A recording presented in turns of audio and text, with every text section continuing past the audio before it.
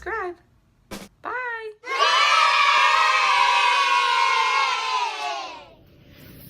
Hi readers, it's Miss Warlick here with more read alouds. I'm excited to read to you tonight. It's tonight where I am anyways.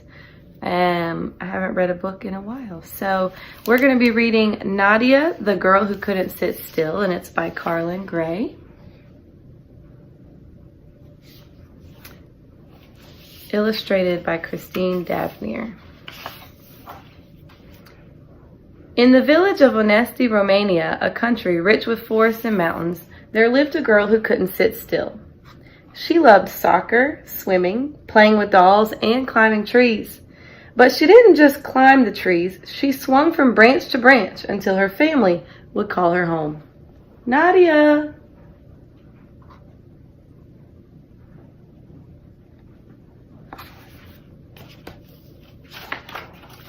Nadia Comaneci was a feisty and fearless little girl. Once she got into trouble for trying on a pair of roller skates in a store and skating right out of the building. Another time, she couldn't wait for her father to tighten the screws on her new bicycle, and it fell apart as she rode away.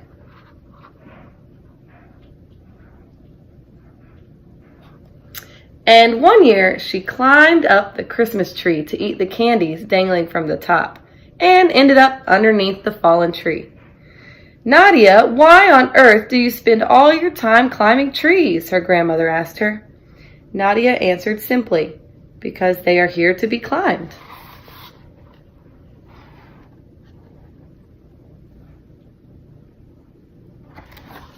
Seems like a good answer. To find a place for all that energy, Nadia's mother signed her up for gymnastics lessons. When Nadia stepped into the gym, she felt a little overwhelmed by the big space and strange equipment. But she also saw plenty of room to jump, swing, and run.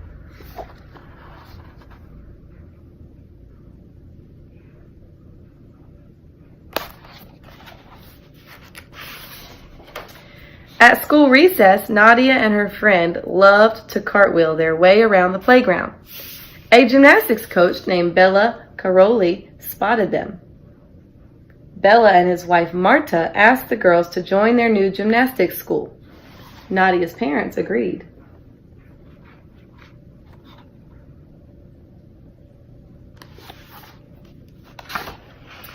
Six-year-old Nadia liked her math and science classes at the new school, but she loved gymnastics best. Bella and Marta taught her how to do a straight cartwheel on a line painted on the floor, then on a low balance beam surrounded by cushions, and finally on the high balance beam.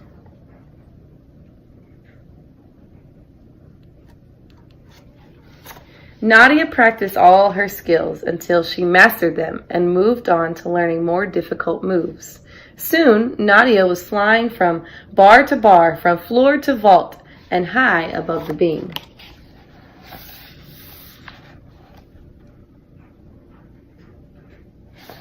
The lighting's not too good in here. When she was 9, Nadia traveled with Bella's team to her first National Junior Championships competition. After so much hard work and practice, Nadia had perfected her routines. But when she did a leap on the beam, Nadia fell. Angry and embarrassed, she tried again and fell again. With her ears burning, she tried a third time and fell for the third time. Nadia finished in 13th place.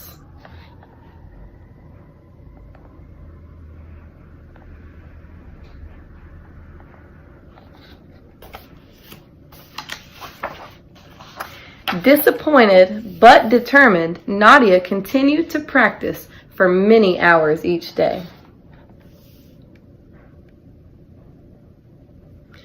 And at the next National Junior Championships Games, she won first place.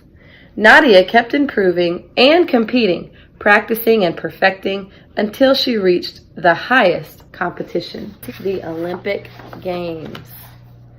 In Montreal, Canada, the best gymnasts from all over the world, including the Russian gold medalists from the previous Olympics, Olga Korbut and Ludmila Tereskeva, were ready to compete. Judges scored each athlete's performance on a rating system from 1, a terrible score, to 10, a perfect score. You all know what to do, Bella instructed his team. Remember what we practiced and make yourselves and your country proud.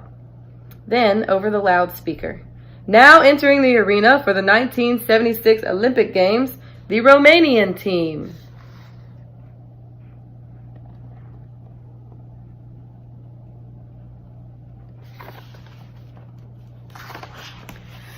On the first day of the competition, Nadia's team performed on the beam, floor, and vault.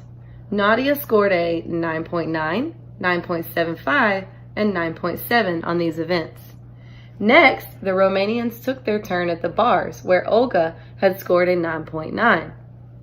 Nadia mounted the bars. Now 14 years old, she was a long way from the forests in Romania, but she swung around as easily as she had jumped from branch to branch as a little girl. The audience gasped as she twirled and whipped and flipped.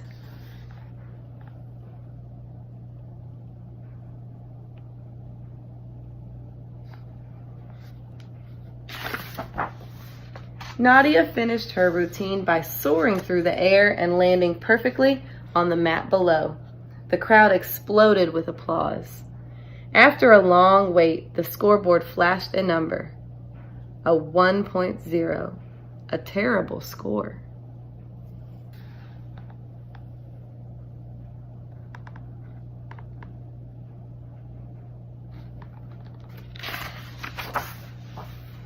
Nadia looked at Bella. Bella looked at the judges. The crowd watched in confused silence.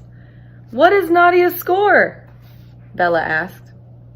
One of the officials held up 10 fingers as a voice announced over the loudspeaker, "Ladies and gentlemen, for the very first time in Olympic history, Nadia Comaneci has received the score of a perfect 10.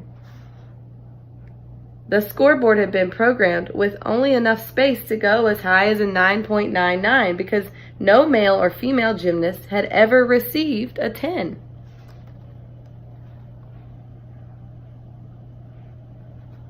Nadia turned to Bella. "Is that really a 10? "You bet it is, Nadia."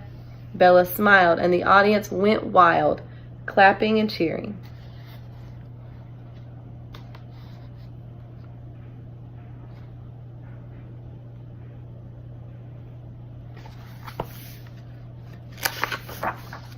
But the competition was not over, so Nadia moved on to her next event and her next perfect 10. Again and again, Nadia's scores were perfect. When the competition ended, she had earned 7 perfect 10s.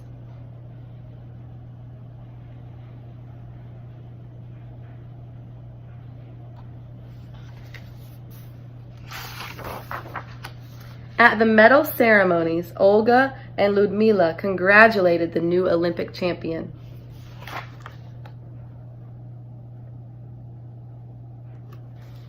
Nadia won 5 Olympic medals, 3 gold, 1 silver, and 1 bronze, and became the youngest Olympic gold medalist in gymnastics ever.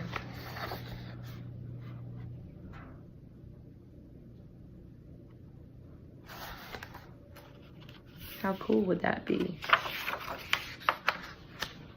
Reporters surrounded Nadia with questions. One asked her how it felt having the world's attention. "I feel just the same as before," she answered. One asked her if she had been confident she would win. "Yes, I was sure," Nadia said. And one reporter asked her when she would retire. "Retire?" she replied. "I'm 14 years old." There they are, asking her all the questions. When Nadia returned home, thousands of cheering Romanians, including the president of Romania, greeted her and her teammates.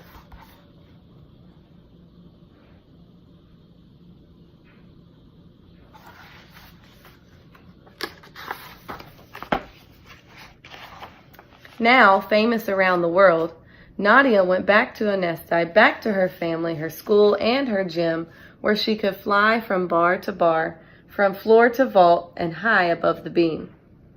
Even with all of her achievements and medals, she continued to practice and aim for perfection. After all, Nadia was a girl who wouldn't sit still.